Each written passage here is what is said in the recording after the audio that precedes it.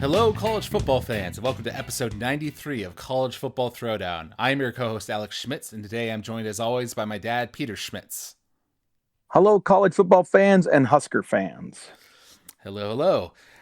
For those who may be listening to this podcast for the first time, we are a father-son duo that are both fans of college football and the Nebraska Cornhuskers, and we sit down here every week to do a podcast by college football fans for college football fans. Discussing what's happened with our Huskers this week, as well as the wider college football landscape.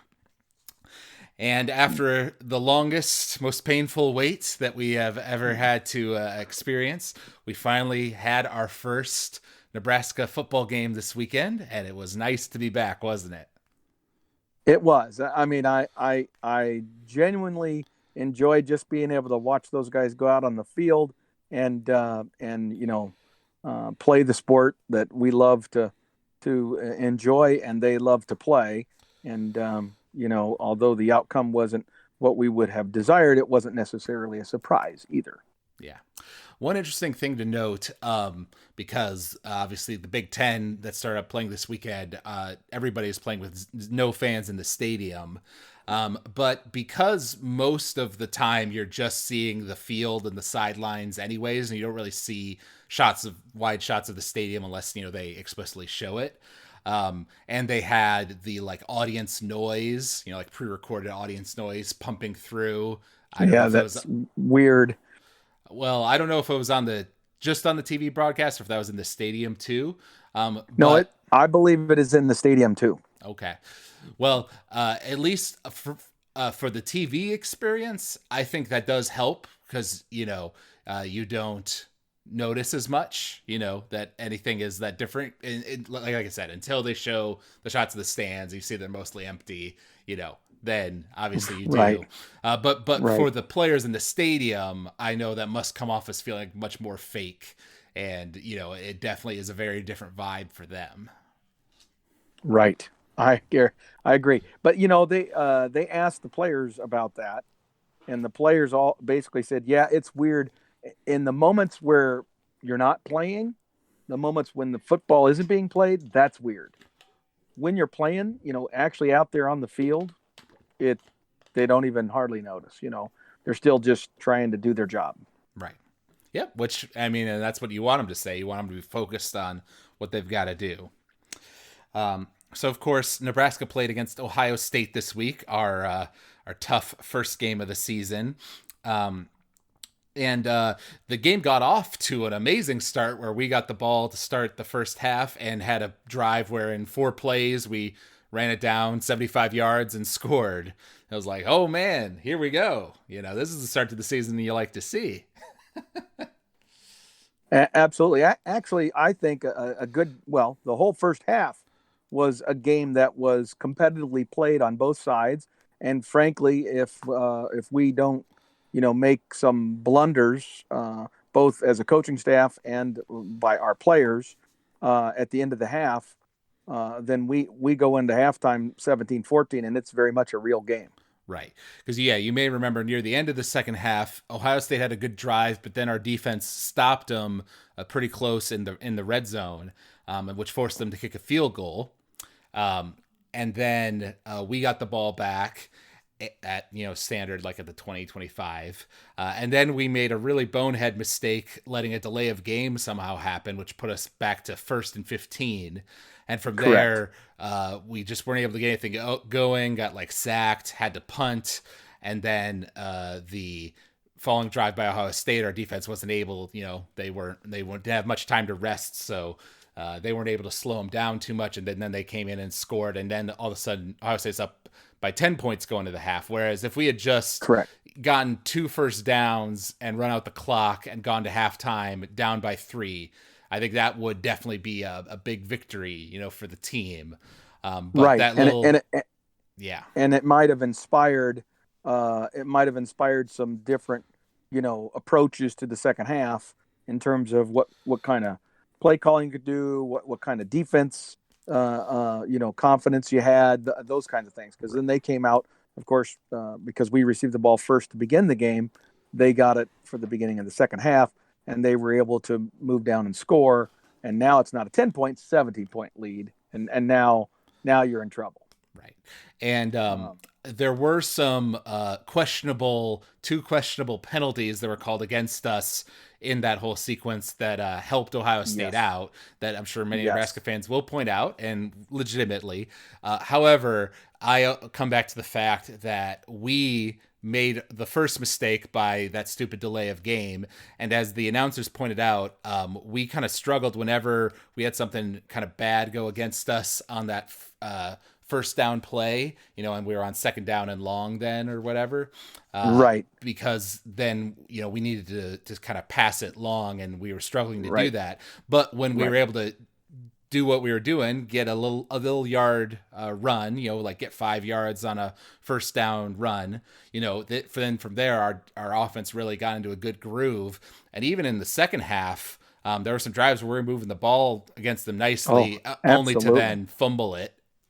Hmm. I totally agree. Yeah, if you take away those kinds of mistakes, and you just look at the execution of the offense by at the line of scrimmage, we were actually having pretty darn good success. And I don't know whether to attribute that to the fact that it was the first game for Ohio State too, and they had a lot of new defensive starters, and they may not be as good defensively as they will be as that talent that they have matures. But I would tell you right now, Ohio State's defense did not look to me to be at championship level.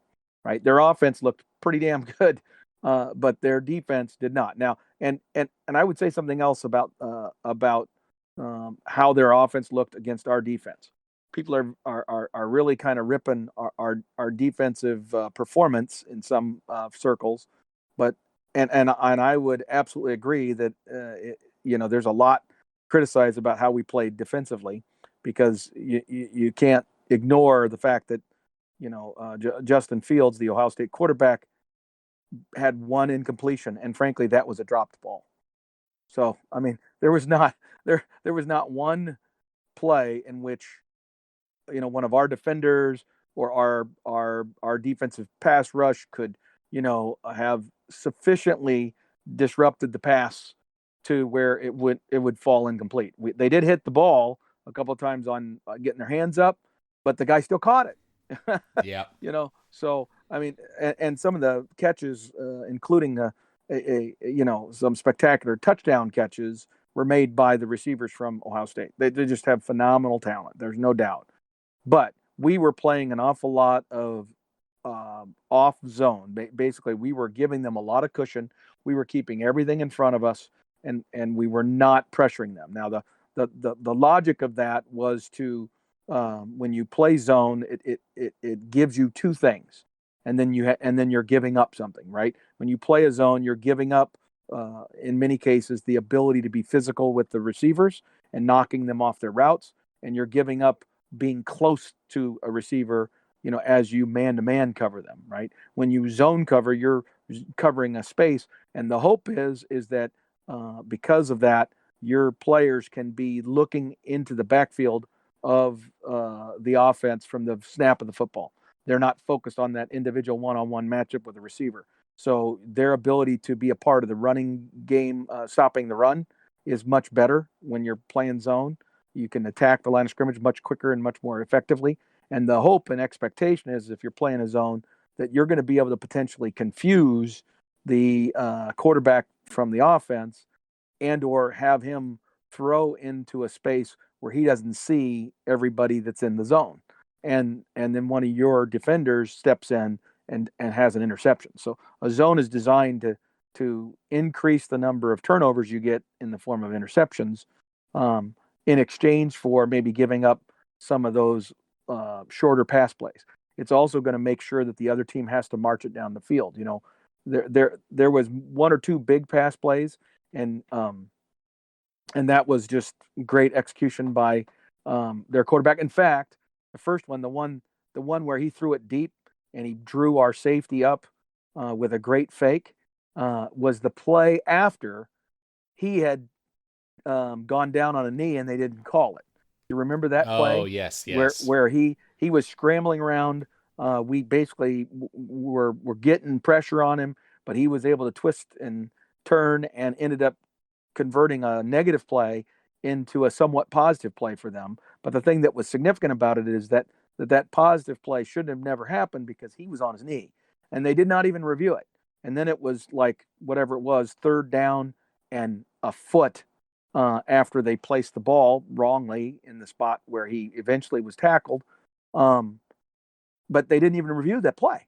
The play was not even reviewed because Ohio State got up to the line of scrimmage really quick, snapped the ball again, and the refs apparently didn't see that he'd gone down on a knee. Right. And And and it's just little plays like that, okay? That that's nothing that Nebraska did wrongly. It's the refs missed it. yeah. And it is what it is. They missed it. Yep. Well, and I believe it was like second down at a yard or something like that, because it definitely wasn't a Yeah. third down, because I don't think they would have gone for the long pass if it was a third down You're play. right. It Um, may not have. but you're right. Like the commentators were even calling it out when they watched the instant replay. They're like, "Oh, he's down. Are they gonna say anything?" And then they didn't. Um, And then they didn't. yep. Yep. Classic. Yep, which was significant. And you're right. There really weren't that many like huge big pass plays, like we have Right. had go against us in the past playing against Right. Ohio State. But I honestly kind of wonder why the Ohio State offensive coordinator didn't just call a pass on every play, because, like you said, like Justin Fields was not missing, and they were just dinking and dunking us, for like these 15-yard Well, because gains. as an offensive team, as an offensive coordinator, you go into a game with a game plan, and you want to execute your game plan. And just because one part of your game plan is working really well, doesn't mean you abandon the rest of it. You might lean more heavily onto that particular part of the game plan, which they did. I mean, they did throw the ball a number of times until they got a big enough lead that then they were just trying to run the clock out and get out of there without too many injuries and stuff, right? So so they never stopped running their offense. I guess would be my statement. They didn't stop running their offense, but um, yeah, they were having tremendous success throwing the football, no doubt, because he's a very accurate thrower. He has incredible receivers, and we chose to play a defensive scheme on for this particular game that basically because we were clearly not confident that our secondary personnel could match their team speed. Those wide receivers would have ran right past our guys if we played man to man, or at least it appears that that's what our defensive coaches thought. Yeah. Yeah. Well, and to go on a positive, I was pretty impressed by the improvement I saw in the line play, both on the offense and the defense compared to last year, particularly on the offensive side, in that, we had a couple of, like 3rd and 1 type plays, where our line got the push, and we got the yards easily against, a good Ohio State defense, obviously. And even then the defensive line, we generally did a good job of stopping the run. Like they really weren't able to get it consistently going until, maybe near the end of the game. So those were some areas where I saw some improvement, as well as Adrian Martinez's general decision making, and when he chose to run versus when he chose to pass and things like that, and what we were able to execute with having him and McCaffrey out there then as like a running back and receiver, showed that there's a lot of good prospects for our offense. But of course, we need to cut down on those mistakes, like those costly fumbles that we mentioned earlier. Yeah, I mean, I don't understand. Those guys. If your quarterbacks are going to be running the football, they need to be able to behave like a running back, and that means once you turn upfield and you're getting into traffic, you need to secure the football. Okay, it's no, the threat of an option is over. You've made the decision. Now secure the football. Okay, and in both of those guys' cases, when they were running, the plays that led to our turnovers, neither one of them was securing the football properly, and that is an absolute must to minimize the number of turnovers that you have, especially against a good team, Yeah. like Ohio State. And you'll recall And when McCaffrey got brought in because Adrian's helmet had a malfunction, he immediately fumbled the snap, and thankfully was able to Yeah. fall on it, and nothing bad happened. But that was not a good way to start for him. No, I agree. I agree. And speaking of, I was very pleased with our offensive line play, particularly, but also happy with the defensive line. Just like you said, the one caveat or one exception to that would be uh, the uh, the bad snap bugaboo reemerged in this game, and I'm really hopeful that that gets addressed this week. We can't have Cameron Jurgens, spend half the season getting settled into the consistent snapping thing again. He's got to be able to be more consistent. Yeah. And that's one of those things where not having spring practice was a killer for us because Cameron needed as many of those opportunities to snap, including a whole spring game where he would have had 80 or 90 more snaps against live football, and maybe a couple of other scrimmages. So he might have had two or 300 snaps of live scrimmage football during the spring if he had a spring, but he didn't. Yeah. To his credit, it definitely did not look as bad as at points at last season. I only saw maybe like 4 high snaps across the Well, game. there But it wasn't just high snaps though, but it was snaps to the left, snaps to the right. I mean, again, another reason to praise Adrian is that I think he does a better job of handling that. Frankly, that's one of the things that he does better than McCaffrey, just because he's got a lot more experience with it, and he's a bigger guy, right? He's 6'2" or so, and he's got longer arms and everything, and so he's got a little bit wider wingspan to reach and grab those damn crazy snaps. But Jurgens has got to fix that part. Although I will tell you, his line blocking was really quite good. I thought he played pretty well against some pretty salty defensive linemen at center. So that's a positive for him as well. So the final score of the game ended up being 52-17. We were close in the first half, competitive, but in the second half, due to those fumbles, kind of costing us those good drives we had, and then their offense just executing. And there was that particularly amazing catch by that receiver where we thought it was out, and then you saw just the very tip of his toe touched in bounds, and I was like, okay, that was an NFL move right there. That was impressive. Well, you need both feet in to be a touchdown in the NFL, but his body control that he demonstrated in that is absolutely NFL caliber. And the amazing thing is, I think that kid's a freshman. Oh, wow. But there's one other topic we wanted to discuss in terms of this Ohio State game, which got quite a bit of talk from the commentators and Nebraska fans, both during the game and then after it as well, which was the targeting calls that were made by the referee team on this game. You might recall that the first one was one where it kind of might have looked bad, and I understand the refs calling it in the moment, but in the replay, it was very clear that it was a shoulder-to-shoulder, impact, and it wasn't targeting, and thankfully that was overturned. So I was like, okay, that when that happened in the game, I was like, okay, good that they're following the rules here. But then there were 2 other targetings that came later, which went against us, and were definitely not, the egregious kind where it's clear. They were in that gray area, and that got the commentators talking and about, like, does it have all of the elements of targeting? Like, it has launching, but does it have X? And so that got the 2 of us kind of going down this little rabbit hole of what the official rules are and how it's supposed to be enforced and all that sort of stuff. So I went ahead and downloaded the official NCAA rulebook for 2020. And on page 94, under Rule 9, there are 2 particular sections about the targeting, which is Article 3 and Article 4. And the Article 3 is about targeting and making forcible contact with the crown of the helmet, whereas Article 4 is targeting, making forcible contact to head or neck area of a defenseless player, which if you target and make forcible contact with the crown of the helmet to anywhere, whether it doesn't matter where it is, whether it's to the other player's neck or not, then it doesn't matter as long as then one of the indicators of targeting is there, then that can be called. Whereas with the targeting above the head or neck area for a defenseless player, that's the second category. So that kind of helps to distinguish them.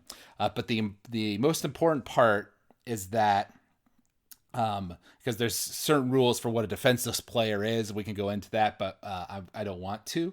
But the most important part is that there needs, according to the official rules, there needs to be one indicator of targeting that include. And what are the indicators? So, reading from the rule book here, some indicators of targeting include, but are not limited to, launch, a player leaving his feet to attack an opponent by an upward and forward thrust of the body to make forcible contact in the head or neck area. Number 2, Okay. a crouch followed by an upward and forward thrust to attack with forcible contact at the head or neck area, even though one or both feet are still on the ground. 3, leading with helmet, shoulder, forearm, fist, hand, or elbow to attack with forcible contact at the head or neck area. And 4, lowering the head before attacking by initiating forcible contact with the crown of the helmet. So those are the four particular. Are the four. Okay, and in our conversation, I sent you photographs of other plays from the Ohio State Nebraska game of Ohio State players colliding directly with the helmet to the helmet, of a Nebraska player, not called. There were examples similar. In fact, far more obvious that the elements that you just described were present in the Tennessee-Alabama game, not called. Okay, just say that Nebraska, with 2 ejections, leads the country after 1 week of playing football, leads all of college football in number of ejections as a team. Yep.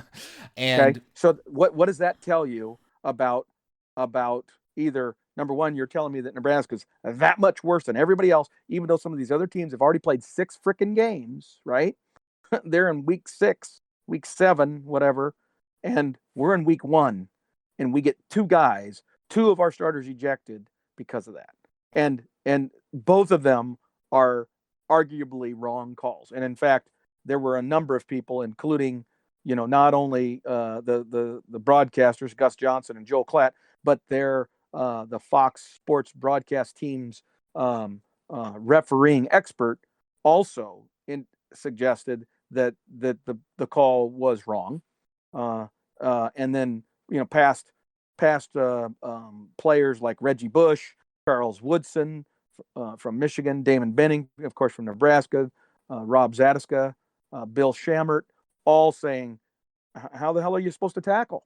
If that's not a tackle, how are you supposed to tackle? Right. So there was an awful lot of people, other than just Nebraska fans or the Nebraska team, complaining about these particular examples. Right. Well, and the one you're particularly referring to that a lot of those players reacted to was the second one, where it was a defenseless player because it was a receiver that had to jump up to get a high ball, and then our guy came in and whacked him, and it was a hard hit. But when you watch the replay, he is clearly he's flipping his body to turn his side to him, so he's really absolutely kind of hitting him in his shoulder area with his shoulder / back basically. And he approached it low. The fact that guy was falling downward, right? He was falling forward and falling down towards the ground. And so he ended up hitting him in the chest and shoulders area, but not by his own doing. That player was coming down to him. Does that make sense? Right. Well, and that kind of gets into what I talked to you about after the game, which is that was the second one. And then the first one was one where it was very clearly helmet-to-helmet contact between the two players as a running back or quarterback was going down. But it was, very incidental at the end. It was not a heavy blow. No. But there was no intent whatsoever. Right. To use the helmet as a spearing or a targeting, the crown of the helmet as a weapon, basically. Right. That was not at all present there. Right. However, once again, when I looked at these rules, I had to conclude that if you are supposed to follow the letter of the law of these rules, then the refs were correct because there was launching at a defense. The in the second case, our player definitely did launch. Right. He jumped up and He was off the feet. His feet were yes, off the ground. his feet were Yep. off the ground, and he hit a defenseless player. Now, where I guess the debate comes down was it really in the head or neck area? Because Right. it It was wasn't not. the crown of the helmet, and I would say that was not. But that's that. And then with the first one, it's like, well, it wasn't bad. It wasn't like with negative intent, and it was kind of incidental near the end. But it doesn't matter because the two crowns of the helmet connected, and he did, hit lead with his helmet. So, that But if you he only didn't. need He led with his shoulder, and then because of the movement of the offensive player, they collided helmets. right, It was incidental. It was incidental. It was helmet to helmet, but it was incidental and not necessarily initiated by the tackler, by the defensive player. It was initiated by the movement of the offensive player, who then collided into the defensive player, who was simply trying to make a tackle. right, That's the part that, and I get it. We're watching this in slow motion, et cetera, and those refs have to make this call in real time, and these are very, very good fast twitch athletes, and this is all bang bang stuff. I get that, but that's where the rule has to change so that those referees can be armed with an option that allows them to differentiate, that allows them the flexibility to do that. And as Joel Klatt, who was very vociferous about it, emphasized, was that, back when he was a quarterback in both college and the NFL, the burden was on the quarterback to make sure that he did not hang his receiver out to dry, was the term, right? You don't throw the ball in an area, okay? You choose not to make that throw, because if you do, you might hurt your receiver, right? So that guy's got to be a little more open. Now with this rule, quarterbacks are putting their receivers in that situation because of this rule exists, and they're throwing balls into spots that they shouldn't be throwing them. right. And the fact is, there were generations of quarterbacks who learned how to avoid that, right? Who would learn by practice not to throw that ball. Right. Now, Right. Well, throwing. not to say that quarterbacks they are purposefully, putting their receivers in bad situations, but No. when a play gets a little interrupted and you have to make the throw to get the first down, you're gonna do it, And now knowing that, if your guy takes a big hit, well, it might go back on the other team, and so it's a risk worth Right. taking. Well, yeah, I don't know how much that is being processed in the head of the. It's more about, are they practicing, and are they being coached? What are they being coached? What's all those hundreds, thousands, really, of repetitions, where in the past a quarterback coach would have been telling that quarterback, don't do that. Right. Now he's not telling him that. One more thing I want to emphasize here is that in 2019, they did update the rules for targeting so that the only options are confirm or to confirm the call or to overrule it. Right. There's no stand. Right. There's this call stands as called is no longer allowed by the replay official, which is, a good change. However, on the rules, when it's talking about these indicators, it mentions there must be at least one. It's not a combination of those factors I listed. They only need one indicator, and it says when in question, it is a foul. So if it is in question about the one indicator, right, default on the side of safety. And I think what we and the other commentators and people out there are saying is fair enough. We understand the need to protect players and be aware of concussions and the problems that can create long-term for these athletes. But when this particular rule, and only this particular rule, involves the ejection of a player, potentially into the next week's game as well for a half, as is the case for our two players now, there should be some sort of way to qualify it where is there intent or are there multiple factors, multiple indicators combined? And if those are the case, then the player does get ejected. But if those are not the case, then it's a 15-yard penalty and we move on.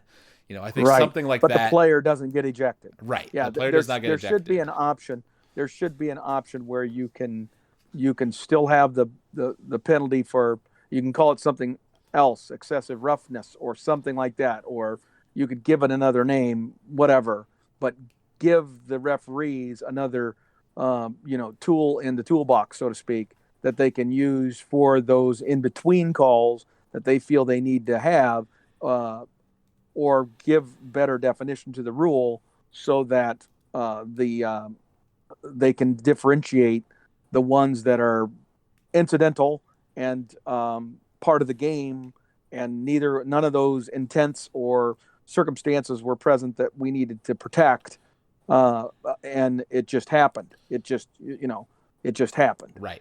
And and and, and let that it happen. and a change like that needs to be amended and put in the official rules, not just left up to the discretion of referees. Because as we're seeing, Right, they may have all been told to, try to right, be extra thorough when it comes to these and not be willy nilly about targeting. But right. there are examples, like you said, within the SEC where Oh, those Big Ten oh, refs definitely would have flagged that, but they didn't. right, right. Oh, and that has been the case for a while now. Is I think that Big Ten refs have tended to be way more conservative and way more lean on the side of safety than the refs in a lot of these other conferences.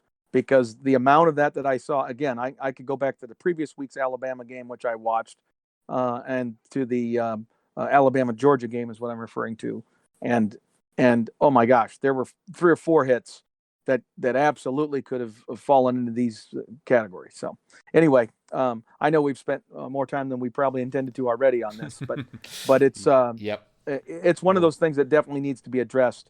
But at the end of the day, what does Nebraska got to do? They've got to continue to coach better tackling, because we can't have guys doing that. Yep. That's just the bottom line. Yep, it does fall on our coaching staff, and I'm not saying that these targeting calls change the game. Like, we would have lost even if those calls had gone our way or whatever. But it likely would have been maybe a little closer. Maybe Yes. one touchdown doesn't happen because of that, because those were huge penalties. Yep, and yeah, at least one of them I think came on a third down scenario where they would have punted otherwise. So, yeah, there were at inopportune moments. So now moving off of the Nebraska talk and getting more into the national side of things. On our last podcast, we gave predictions for what was then the week 7 of college football, and the big marquee game of that week was Georgia Alabama. Which I did end up watching. It was I was doing something else, but I was watching the game. It was a good competitive game in the first half, but then in the second half, Alabama made adjustments, and Georgia really didn't do much after that. The final score of the game ended up being 41-24 to Alabama. I predicted 38-24, whereas you predicted 35-31. So I think I win that particular one. So Yes, you do. I correctly predicted how much Georgia would score, and Alabama got 3 more than I was expecting. So, yeah, once again, no big surprise. Alabama's looking good once again. They're going to compete for a national championship this year for sure. And it was interesting. Georgia. I remember, yeah, Georgia really had some good stuff going defensively early on. They were finding good ways of stuffing Alabama, but they couldn't keep that up for the whole game, which is kind of typical of Saban playing against his former coaches, his former assistants. Right. It's an amazing thing, isn't it?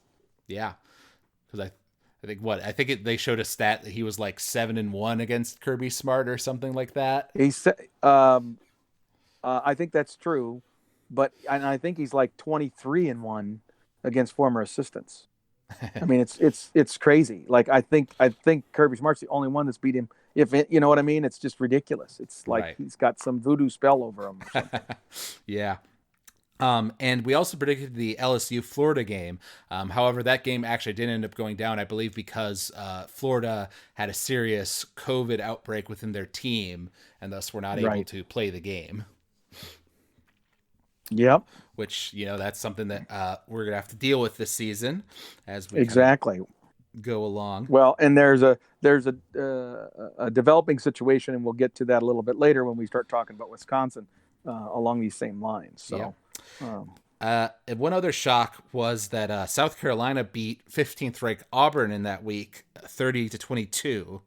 So kind of an upset within the SEC there. yeah, absolutely. And also in the Big 12, kind of some interesting things. A tremendous close game between Iowa State and Oklahoma State, which I think is going to go a long way towards doing two things. One, if Oklahoma State's for real, since they won that game, they're kind of more in the driver's seat now. But they still have to play both Texas and OU, whereas Iowa State already had one of those victories in their pocket. Mm-hmm. And then Kansas State also continued to win. So all of a sudden, if you're looking for a Big 12 team that wins the Big 12 that's not named Oklahoma or Texas, then the last two bastions of hope for that to happen are Kansas State or Oklahoma State, and the door is now reopened for Oklahoma because they were able to beat TCU and put themselves in a situation where now I think they're back in the mix. They've Yep. only got two losses in conference, and they can fight their way back because they still control their destiny with Oklahoma State. So Yep. Kansas State would be the one that's already played Oklahoma, but they still have to play Texas. Right. So Yeah, that particular game you mentioned was in week 8, so this past weekend, and Oklahoma State won 21 20, yes, 24-21 I'm over Iowa I'm State. sorry, I'm mixing up weeks, aren't I? No, it's fine. We can talk about that because there were actually quite a few good games this weekend. There Um, really were. the big upset was Penn State playing against Indiana. I did not watch that game, but I saw the kind of Yes. highlight on ESPN, and like 5 minutes left in the fourth quarter, Indiana was up by a touchdown, and then the two teams went like back and forth on scoring. Like Penn State scored to tie it, and then they scored again to go up by a touchdown, but they had just enough time left on the clock that Indiana was able to get back and tie up the ball game, going in overtime. And then in overtime, the Indiana was like on a fourth and goal play, like they had to score to oh no, I'm sorry, they They scored had scored, their right. touchdown, and then they went for a 2-point conversion for the win or the loss, basically, like we're either win or lose here. And I saw their quarterback couldn't get anything going on a pass, so he made just this diving grab for the pylon and just barely scraped it, and so they won the game by 1 point. Right. And a huge win for Indiana. And I think Tom Allen is his name, the coach there, who's building a really solid program there. And is going to certainly be moving up the list, so to speak. And a disappointing loss, obviously, for Penn State. But if you look at the details of that game, up until that last little bit of flurry, um, you know, um, really, Penn State's defense had done a good job of throttling that Indiana offense for most of the day. Turnovers had led to some short fields and opportunities for Indiana to score and put up some points. And so Penn State basically shot themselves in the foot on this particular day. Right. Yep. Which and first game of the season after this whole situation, so you kind of expect some mistakes. Two other interesting upsets within the Big Ten as well. Purdue beat Iowa 24-20, and Rutgers beat MSU, Michigan State, 38-27.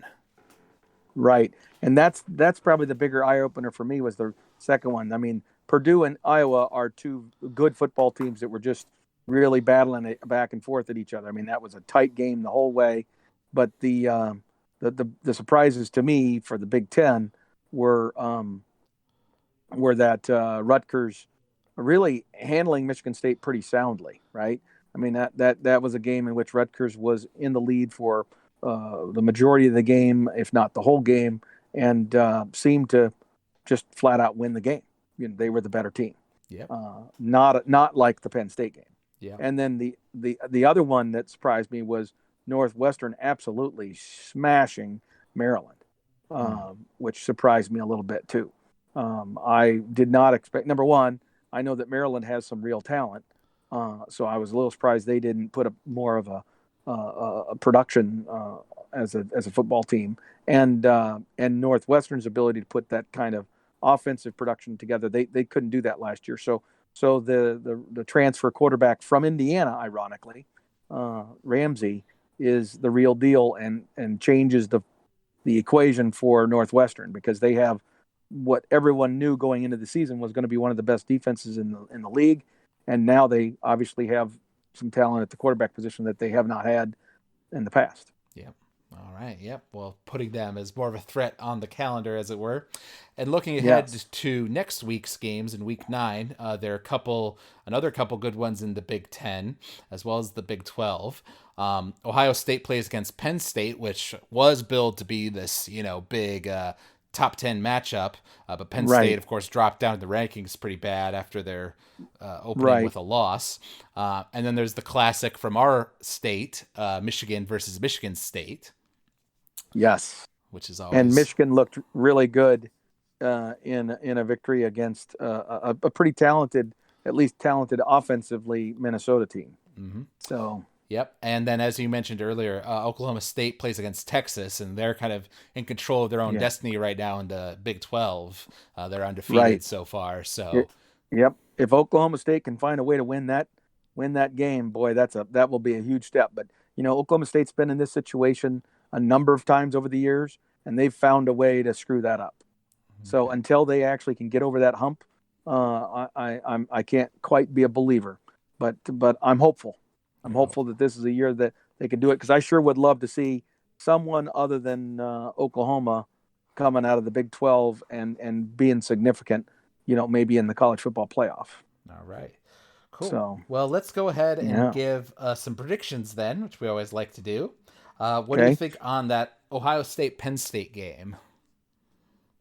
Well, I think Ohio State.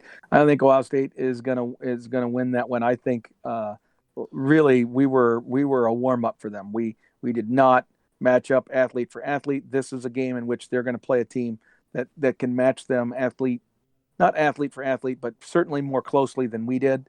And as a result, though, I think um, they will be really locked in, and their defense will be better. You always say that the team improves the most between the first and the second weeks. I think that Penn State has some real offensive problems that have not yet been addressed with some of the losses and talent that they had, and so I just think a lot of the arrows point to Ohio State, and frankly, it's a game that's at Penn State, and usually this would be a night game. It would be the whiteout, the traditional whiteout. The place would be rocking, and it's not going to be. So I think all of those things play to Ohio State's favor. So I'm going to say it's going to be a comfortable win for Ohio State. I'm going to say Ohio State wins. Maybe they don't score as much as they did against us. So I'm going to say 30, 35-17. Okay. Gotcha. I've written down my score here. I also think Ohio State's going to win. I put it at 38-28. I think Penn Oh, State a will little have closer. a little, yeah, I think they'll have a little more success on offense. But Justin Fields, really looks like he's the real deal, a real Heisman contender this year. So I think that Ohio State offense is going to be hard to stop. But their defense, did show some holes. If we had been more on top of our own game plan, we would have scored more points on them. So I think Penn State can do it. And then, since you just talked about it, how important it is, how about that Oklahoma State Texas game? Yeah, and you said that is Oklahoma State at Texas, correct? Let me look that up real quick. I don't know. Okay, please. Okay. Well, either way, that doesn't change my opinion too much. Again, in this year when there's not a lot of fans in the stands, although Big 12 is doing a pretty good job of actually allowing a certain number of fans, so there will be some Uh, crowd there. it is at Oklahoma State. Oh, is it?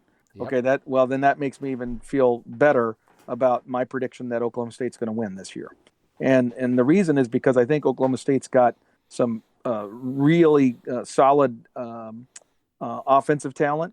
But what I think is different this year is it looks like they actually have some defense, which in the Big 12 is like a new thing. So I have a feeling that because of Oklahoma State's defense, they win. It will be close because Texas has got a heck of an offense, and they've got that quarterback that Texas has is a guy that just refuses to ever give up. And so you can't just kind of beat Texas. You have to earn it to beat Texas because of that one guy. He wills them to stuff that they wouldn't get otherwise. And Yeah, that's I apologize, Sam can't remember Ellington, his right? name. Ellinger, I think is his last Ellinger. name, not Ellington. But yes, that's the guy, and he is a player, and so he will keep it close. So I'm going to say it's going to be like a 7-point victory, but Oklahoma State wins the game. Like it'll be low scoring and then a flurry of offense at the end, which is classic Big 12 football. And so it'll end up being. I'm going to go with your score. 35-28, around that kind of a score. But most of those, there'll be 14 points scored by each team in the fourth quarter. Uh, Okay. Interesting, interesting. I think I'm also going to say Oklahoma State, but I'm going to say it's going to be a little bit more high scoring, given the importance of the game and everything like that. So I'll go ahead and say, let me think. 40, yeah. Let's go with 45 for Oklahoma State and uh, and 31 for Texas. okay. There we go. So, last thing to talk about, of course, is the upcoming Nebraska game, which is against Wisconsin. They had a game against Illinois and crushed them 45-7 with a new Yes. quarterback that showed off kind of what he can do. However, there is some updates in regards to him that you wanted to share with the audience. Yes. So yeah. I mean, this some of this stuff is relatively new information, and it is yet to be determined really. But the word got out that Graham Mertz, the quarterback who played so well against Illinois in Wisconsin's first game, who understand going into the season was the backup to the returning starter uh, uh, from Wisconsin, who was a guy by the name of Jack Cohen.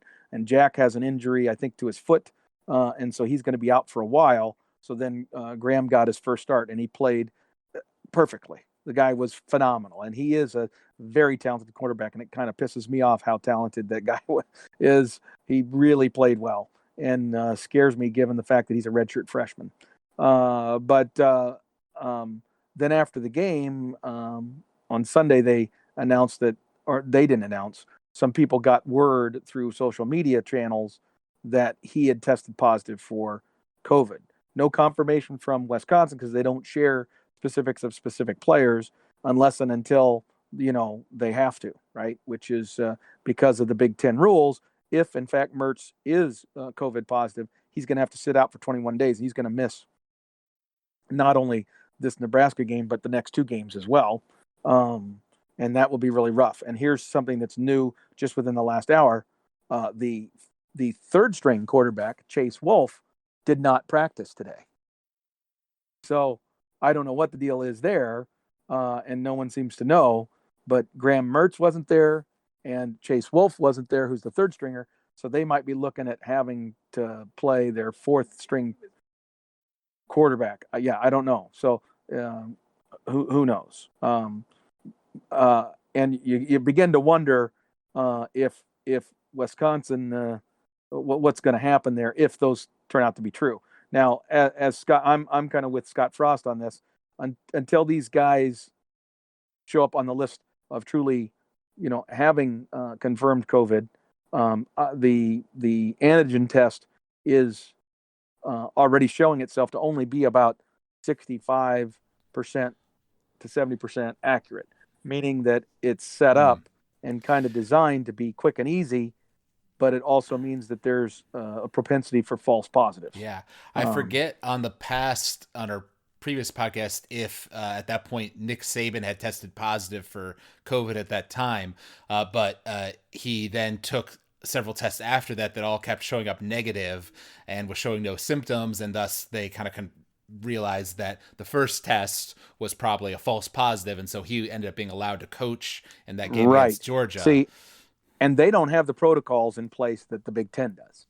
Mm. Okay, nor do they have the rules in place that the Big Ten does. This is another thing where the Big Ten has set itself up clearly to protect its athletes and its coaches and everybody involved in the sports program with all of this effort to test. But it's also set the teams up for them to not be able to complete the season because of this situation. And I'm actually hopeful this isn't the case because I have a feeling that if Mertz and this other kid both show up as having confirmed COVID through a PCR test rather than just the antigen test, it's likely that there's going to be a few other players from that team that also show up, and there's certainly a reasonable possibility that they won't be able to play this weekend because then they'll exceed the 5% thing, and then the Big Ten's going to shut it down. Because I can tell you that the state of Wisconsin, much like the state of Nebraska, are already in the red zone, so to speak, for the positivity percentage of the community. So they already have the one red, but that red can be red as long as you're green on your team, right? So but we'll see what happens. We're gonna speculate right now that he is playing in the game. Absolutely. We'll go forward with that impression. Now, the good news, if we can put a silver lining on our first game here, is that, hey, we played our toughest opponent right out of the gate, so it's all kind of, downhill from here in terms of difficulty, based on your preseason expectations. But of course, Wisconsin has had our number since we joined the Big Ten and is one of our biggest rivals. There's a different, Wisconsin represents a different challenge, right? They're not going to out athlete us athlete for athlete, right? Right. I mean, they're not. But they have some great athletes, don't get me wrong. But we have some great athletes too. We just don't have near the number that, say, Ohio State does. Now with Wisconsin though, they're all so extremely well coached. They are phenomenal in their defensive scheme. In fact, I would argue that their defense will be better than the Ohio State defense. We're going to struggle to move the football more against Wisconsin than we did against Ohio State, because I believe, number one, you're talking about first game versus second game, and number two, Ohio State's defense, although full of future NFL players, was very young and had to replace a lot of talent. Wisconsin had a lot of people returning from its defense and is just going to be probably one of the best defenses in the country this year by the end of the season, probably. So we've got to find a way to overcome that defense, which was phenomenal. I mean, they completely shut down Illinois. So that's number one. And number two, Wisconsin's offense has a history now that dates back 20 plus years, right, of being physically dominant.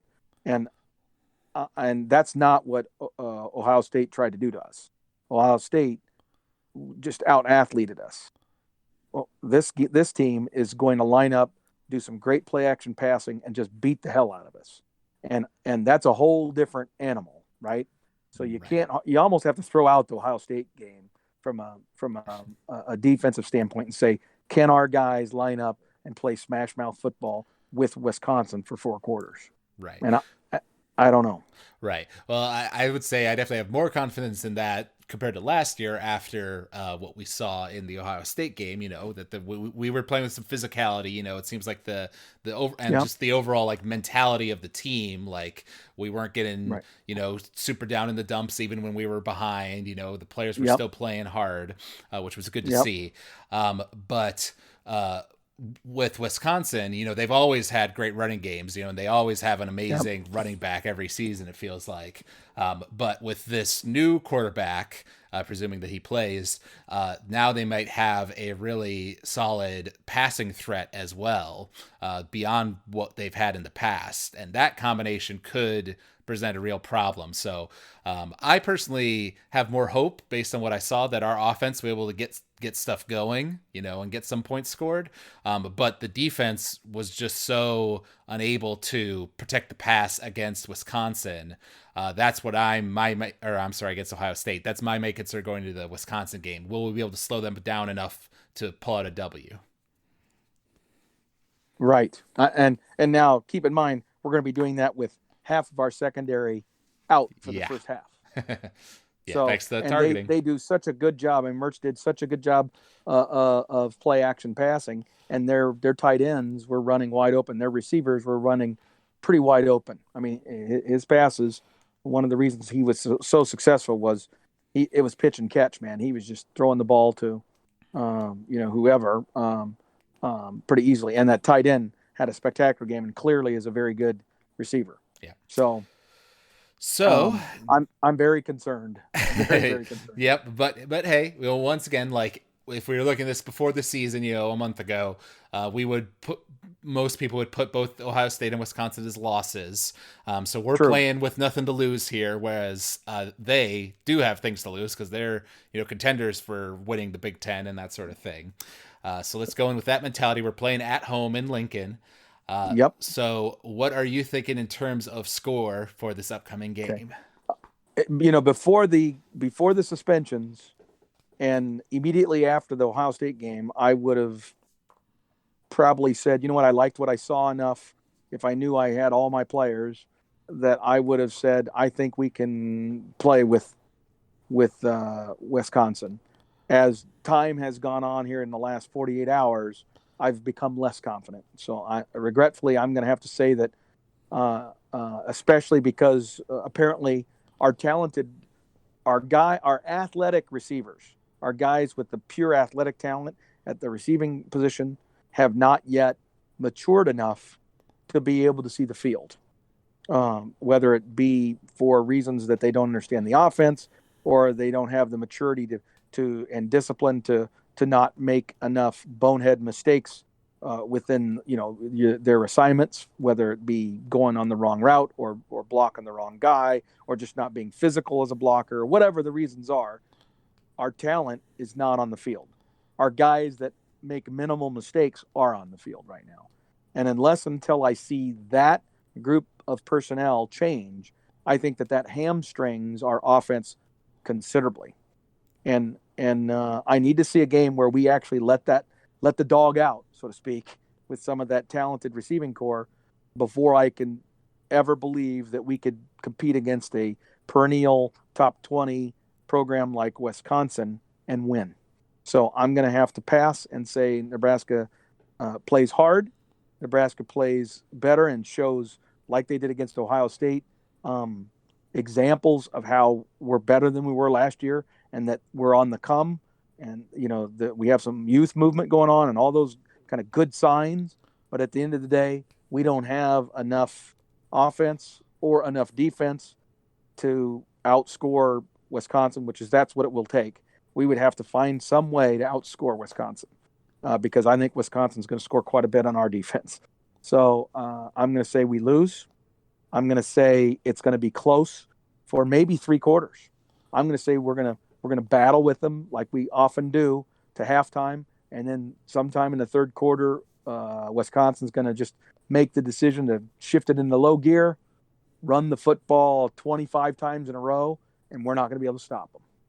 And when they come out the other side, they're going to have about a 20-point win. So I'm going to say, let's do 45-24 Wisconsin. 45-24 Wisconsin. All right. I generally agree with your assessment overall, and I certainly think us having those two players out in our secondary because of the targeting is definitely going to hurt us in the first half, which then, we would hope that maybe the strategy for our coaches will then become kind of a, let's do what we can in the first half, just try to hold out, slow them down, and we get our guys back in the second half. If we're not super far behind already, then we can pick up the pace and change to a more aggressive style, something Right. along those lines. So I'm going to Right. predict that Wisconsin wins, but I'm going to say it'll be closer than what you said. So I'll Well, go and go go ahead. ahead. No, you go ahead. I'm sorry, I was interrupting. All right. So I'll say it'll be Wisconsin 38 and Nebraska 31. All right, I love that. And you know what? Here's the thing. Do I believe Nebraska is capable of beating Wisconsin? Yes. If you had asked me while I was reading, the the articles about our recruits from the recent recruiting classes, and how hard the players have worked and everything like that. But I just got to admit that having watched that Ohio State game, unless they're hiding something, our defense is going to be younger and more athletic than it was last year, and we have a mature secondary. But we that got torched by this whole ridiculous targeting thing, and so one of the great strengths that might have helped us is gone. And because I would have told you this was going to be our coming out party, before the season, I would have said this is going to be our coming out party. We're going to beat Wisconsin this year. But with all the weird shit going on, COVID, all the other complexities, and now losing these two players to the stupid targeting, I just don't think we have enough defense to slow them down. I think they're gonna pretty much have their way with us. Right. Yeah, and I will definitely admit I am being optimistic. Of course, if their star quarterback here can't play the game, then of course it's a whole different ball game at that point. Absolutely. Yep, I would agree. But I would agree that changes it. Yep, but we'll figure that out on game day. In fact, I felt we would have had a better chance with Cohen as the starter than Mertz anyway from the very beginning. As soon as I heard that Cohen was hurt, I was disappointed because I knew that Mertz was the better. His ceiling is way higher than Cohen's. Cohen's not playing on Sunday. Mertz probably will. Right. All right. So hope you all out there enjoyed listening to this episode. You can email us at huskerpete13@gmail.com. You can also find us online at footballthrowdown.podomatic.com. You can find us on iTunes and Apple Podcasts and leave us a review. We always love hearing from the fans. So thank you all out there for listening, and thank you, Dad, for joining me on this episode. And until next time, go Big Red. Go Big Red.